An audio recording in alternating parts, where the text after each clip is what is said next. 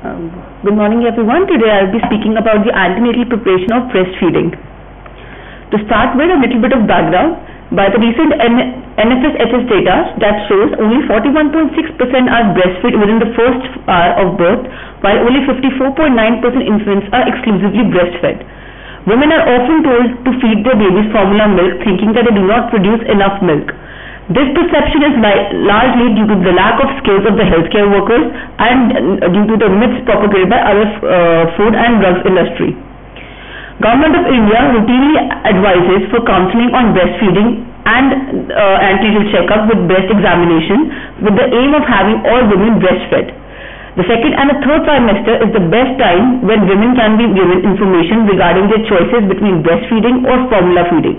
While WHO recommends formula feed only for acceptable medical reason, breastfeeding is the feed of choice for the infant. Coming to the WHO 10 steps to successful breastfeeding. In this, the Ministry of Health and Family Welfare of India launched Mother's Absolute Affection yani MA program in 2016 to promote breastfeeding in healthcare facilities and ensure WHO steps in its routine checkups. The 10 steps includes: first, it was the forming of hospital policies. Second was ensuring the staff to have sufficient knowledge, competence and skills to support breastfeeding. Third was the most important and was the aspect, and today's topic was the antenatal care, that is the importance and management of breastfeeding with pregnant women and their families. Fourth was facilitating immediate and uninterrupted skin-to-skin contact and support mothers to initiate breastfeeding as soon as possible after birth. Support mother to initiate and maintain breastfeeding and manage common ailments. And the sixth was do not provide breastfeed newborns with any other food or fluid other than breast milk unless medically indicated. 7 was enabling mothers and their infants to remain together and practice ruling in. Support mother and recognize and respond to their infants on cue feeding. Counseling of mothers, and lastly was a coordinated discharge so that the parents and infants could have timely access to any support they need. So today we will be discussing the third part of the WHO 10 steps for breastfeeding, which includes antenatal care. It includes two important parts, that is discussing the importance of breastfeeding and second, preparing the mother. So the efforts basically start from the antenatal period. First, as discussed, it includes the benefits, and second is to build confidence of the mother to breastfeed without any hindrance and support her if any need arises. The routine antenatal care should include all these aspects apart from its normal pregnancy care, which includes benefits of breastfeeding. Second is simple relevant information on to how to breastfeed, explaining the expecting mother what to expect after delivery, asking her previous breastfeeding experiences or problems she suffered, breast examination, what she should avoid, any general instructions to be given, to clarify any doubts of the expectant mother, and counseling the family and creating a positive family environment. Why we should opt for breastfeed? Breast milk contains all nutrients needed for normal growth and development. It contains vitamin D, which promotes bone health. It contains leukocyte, lactoperoxidase, which prevents growth of infective agents. It contains lysozymes, lactoferrin, interferon, IgA, IgM and IgG antibodies preventing infections. Long-chain omega-3 fatty acids helps in neurological development. Carbohydrate contains mainly carbohydrates, which is lactose. It stimulates the intestinal flora, produces organic acid for synthesis of vitamin B. The fat is better emulsified and digested easily. It contains various minerals which helps in less burden on the kidney. Other benefits for the baby: it's a readily food available at body temperature and free of cost. It has laxative action. Better neurocognitive development is seen of babies who are breastfed. Children who are breastfed have a higher adult intelligence scores. There is decreased incidence of sore buttocks and scurvy. CDC suggests that breastfeeding decreases incidence of ear, respiratory, GI infection, necrotizing enterocolitis, sudden infant death syndrome and allergies. Breastfeeding not just helps the baby but also the mother. It increases mother and child bonding.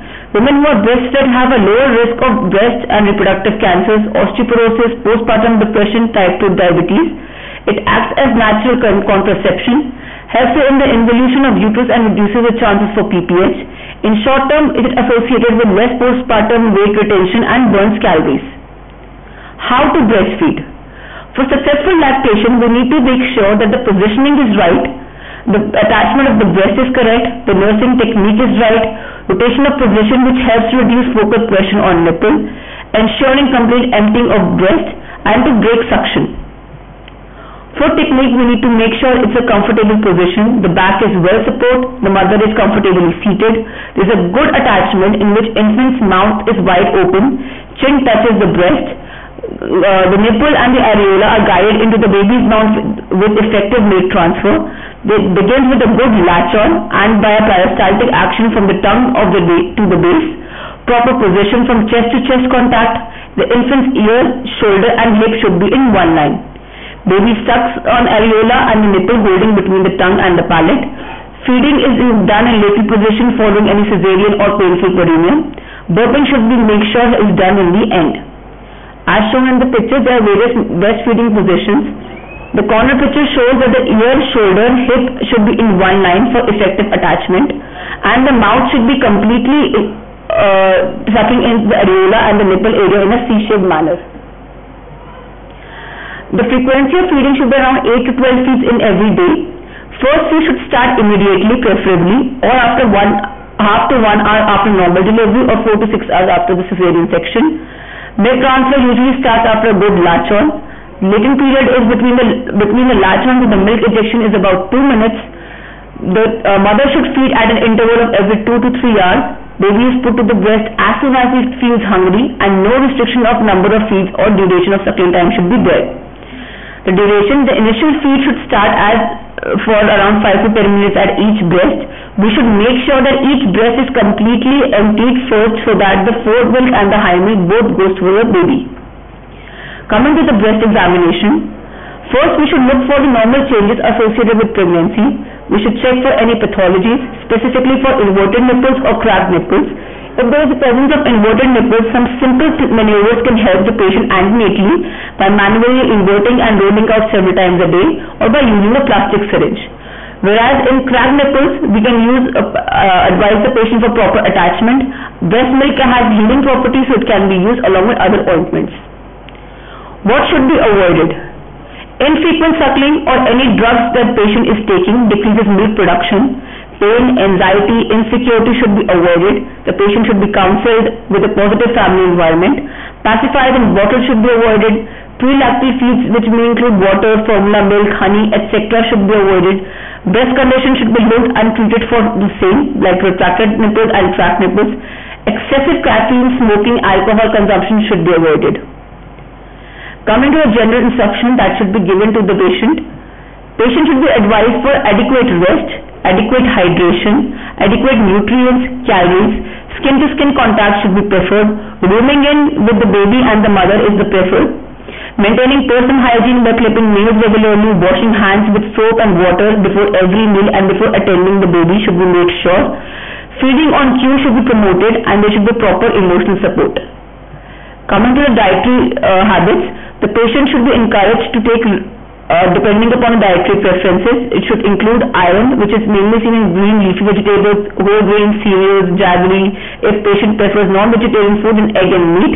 Calcium by milk products, almond, soya milk, turnip, eggs. Vitamins by orange and green vegetables, citrus fruits, apple, tomato, amla, vegetables, eggs, sunlight, and other soy products. Proteins mainly by milk and milk products, seeds and cereals, and fat by butter, ghee, oils and nuts.